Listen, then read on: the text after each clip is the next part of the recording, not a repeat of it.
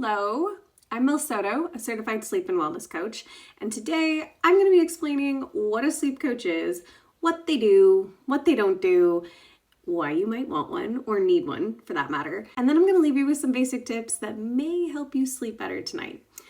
So, if you've ever felt like you've tried everything for sleep, to get better sleep, whether it's melatonin, meditation apps, the finest of chamomile teas, like whatever it is. If you watched Taylor Tomlinson's Netflix special and you saw her ask the audience for sleep tips and you resonated with that, if you've tried everything that there is to try out and you're still exhausted, then this is a good video for you. This is going to be a good channel for you because I'm a certified sleep coach and we're going to be talking a lot about sleep. So if you're still feeling like every night you're duking it out with sleep, trust me, I know what that's like. I've been there too. For many years of my life, I felt like I was doomed to sleep poorly, and I know how truly miserable it can be if you want to see me turn into a monster really quick, deprive me of sleep. So today I'm breaking down what sleep coaching actually is, how it can help you, how it's helped me. Seriously, it's changed my life. And I mean, I've made a career out of it, so clearly it's had a big impact. By the end of our video, you're going to know exactly what a sleep coach does and maybe get a few practical tips that you can use tonight. Putting it simply, a sleep coach is someone that helps you figure out what's getting in the way of your rest, whether it's stress, whether it's hormones or your environment, your cat. And then together we create a realistic and personalized plan to help you improve your sleep. It is definitely a collaborative effort. It's not just me telling you what to do or any sleep coach telling you what to do for that matter. However, it is a little bit more prescriptive than regular health and wellness coaching. It's not about expensive gadgets, one-size-fits-all programs, because there is no one-size-fits-all when it comes to your sleep or your wellness for that matter. And it's not about sleep labs. It is about working with your life, your schedule, and your body. Sleep coaches often do, or I certainly do, a very deep dive into learning about their clients. We ask a lot of questions in the beginning. It may feel a little intrusive, but to be honest, we need to understand the whole picture. We need to know the you now, the you before, the you that you want to be, your relationship with yourself, your relationship with everybody in your life, the relationship that you have with sleep and your work, and all of these things, because that is what makes the whole picture. And all of those things, all of those experiences help make your sleep narrative. They're all impacting your sleep, whether you realize it or not. So it's important for us to understand the full story, and that is why I will say it time and time again, there's no one size fits all. There are general tips that tend to help most people get better sleep, and then there's things that are going to be unique to you and what you're going through.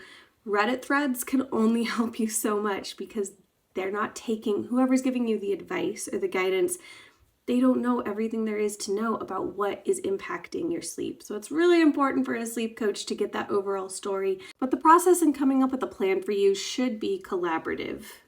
It's a bit of me acting as an expert and letting you know what I think the general guidelines should be, and maybe coaxing you into them a little bit more, giving you like a little hint, hint, nudge, nudge if I feel like this is something you really should be doing, otherwise your sleep's not going to improve.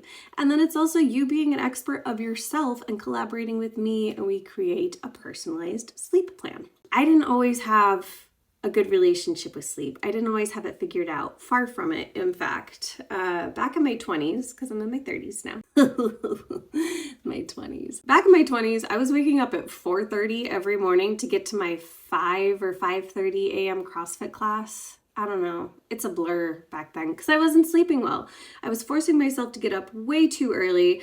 I was exercising really hard. And then I was going off to work. I was working as a social worker, and then sometimes I was working nights bartending because I needed to make extra money.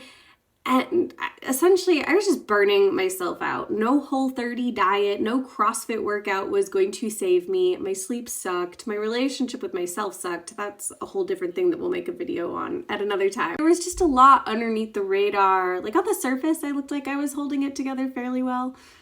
Maybe not. Maybe people that knew me back then would say differently. But things were not great. I wasn't sleeping well. I remember watching my partner at the time, who I didn't have a great relationship with, and that was definitely part of this. I would watch him put his head on his pillow and like instantly start snoring. He would be out like that. And that was not the case for me. I was up for hours, just dreading the morning, hating my relationship with sleep, wanting so bad to sleep well and just not. But if this sounds familiar, you're not alone. A lot of people have a negative relationship with sleep.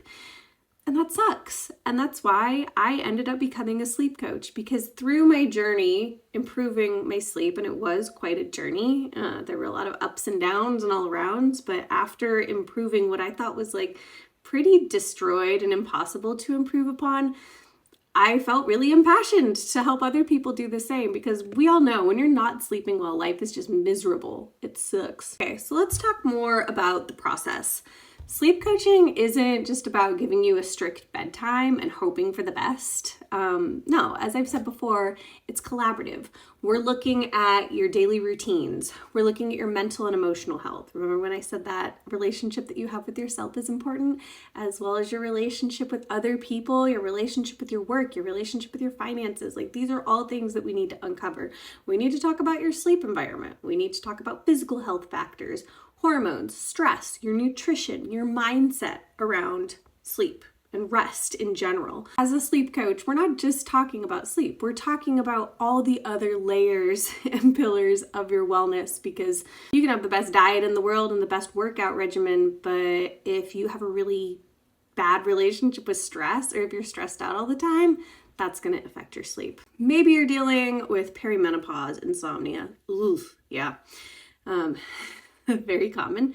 Or maybe you're like me and pregnant and you're up peeing every night. I'm 6 months pregnant. So at this point, like, my bladder is constantly feeling the crush of this human that is inside of me. Coaching adjusts to all of that. We talk about all of this and we take all those things into consideration. Now, earlier I said that I was going to be giving you some tips to help you sleep better tonight. Now remember, can't stress this enough, there's no one-size-fits-all approach, but there are general tips that are pretty much good for everybody to abide by if they want to have a good relationship with sleep. First one is having a good routine. And this is like generally going to bed around the same time and waking up around the same time. If you're already doing this, or if this is something that you're working to improve on, one of the things that I really recommend starting to do is 1 to 2 hours before you go to bed, start dimming your lights before you go to bed. Or even changing the color of your lighting. Like you can see I've got like a brightish yellow back there now. Around 8 o'clock, that goes to a nice like orange or red. Because what that does is the dimming of the lights cues my brain, and the color cues my brain that it's time to start winding down. Like in a couple of hours, I'm going to be going to bed. Rather than like big bright lights that are confusing my brain into thinking that it's daytime. Lighting matters. So if you're not already dimming your lights before bed, help your brain out. Like give it a little support in knowing what to expect in 1 to 2 hours. And the more that you do this, the more that your brain starts to recognize these cues. You're training your brain essentially. Another one, stop scrolling in bed. If that's you, and it's a lot of people, cut it out. Stop. There are better things to do. Do some deep breathing. Read an actual book, like a physical book. No more looking at screens, because what that's doing is not only is it stimulating you, like our phones, our gadgets are meant to stimulate us. They're not meant to relax us. The bright light, and the blue light especially, from that device is confusing your brain into thinking that it's daytime. So let's knock that out right now if you haven't already. And let's talk about associations with your bed while we're at it. If you are scrolling in bed, or if you're that person that likes to snack in bed or work in bed or do anything other than sleep and get intimate, in your bed, we're going to stop that now too. You want your bed to be a place of respite and sleep or intimacy. Those are the associations that you want to make in your brain with your bed. So to recap, we're going to start dimming the lights if we haven't already. We're going to get rid of devices, and we're going to start forming positive and very clear associations with rest and your bed, rather than confusing your brain into thinking that your bed is a place to eat and be productive and solve all of the world's problems. So if you're curious about how sleep coaching could help you, please like and subscribe this channel. I know this is the first video, but this is going to be the first of hopefully many. I've got a lot to say and a lot to share with everyone. Obviously, it's in its very first stages, but there's only going to be more content that's going to help you learn about sleep and other health-related topics that you can relate to. And if you have sleep-specific questions, please post them below so that I can answer them or make another video in the future. Especially my pregnant mamas out there, like, let me know how you're doing. This is my first time, and so it's been a lot of learning experiences, and I'm happy to learn with you. All right, everybody, give this video a like if it was helpful. Drop a comment about your biggest sleep struggle, and hey, subscribe for more sleep and wellness tips. See you later.